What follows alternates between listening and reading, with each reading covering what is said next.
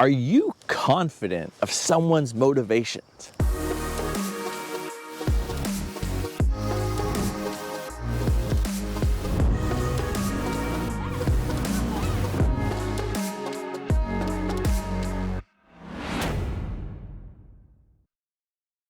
I'm the Flannel Philosopher. My name is Andrew, and I have noticed that often I'll get in a conversation or I'll be thinking about somebody and I know for certain not only what they are doing, but why they are doing it.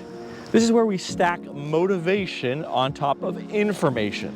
You know, information really doesn't give an emotional response to us typically. What usually triggers the emotion is when we put the story around it. We assign motivation. We not only know what they said, we know why they said it. And usually we assign bad motivation. Now, it'd be nice if we could avoid that. And I love to say I avoid this all the time, but the reality is I don't. So I'd like to kind of share with you a tip that I learned to kind of keep myself in check. When I get confident on why someone did something, what their motivation is, I'll try to check myself. How do I do that? Well, I try to do that by making myself go through the discipline of saying, okay, that motivation could be a valid one. Like maybe they did this or said this because they hate me.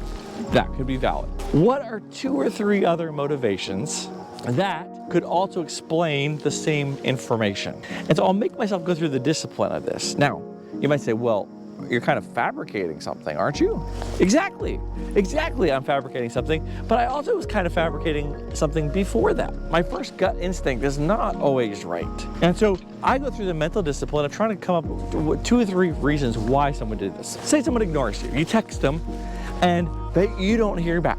And automatically you're like, they must really hate me. Could that be a reason? Sure.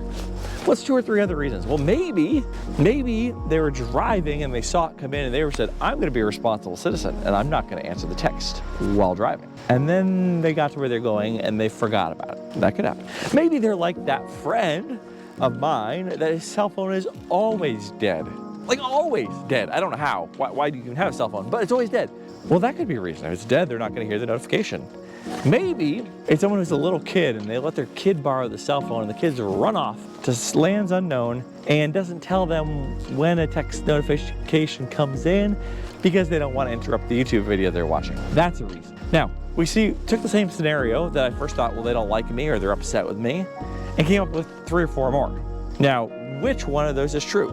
Well, we won't actually know till we ask the person. However, what it does is far more than help us understand what caused the other person to not reply to my text quickly. What it does is it actually helps me understand, I don't really know the full story. I don't know all the pieces here. And so it gives me a more charitable and a more accurate disposition. That I'm not automatically assuming the absolute worst in somebody. That I'm saying, there's probably a lot of reasons, and the reality is I need to be humble enough to admit that I don't know why they did what they did. All that I know is that so far my text has not been responded to as long as I have cell reception. So I encourage you, when we get into the spot assuming motivations, make yourself go through a couple other reasons. Try to figure out a couple other reasons. And then at the end, maybe you'll find that you're not quite so judgmental. You're not so quite convinced. I'd love to hear if you have other techniques that you use when you're confident on something to help get yourself mentally to a spot that's more charitable, more humble, and probably more honest. I'd love to hear from you on the comments below.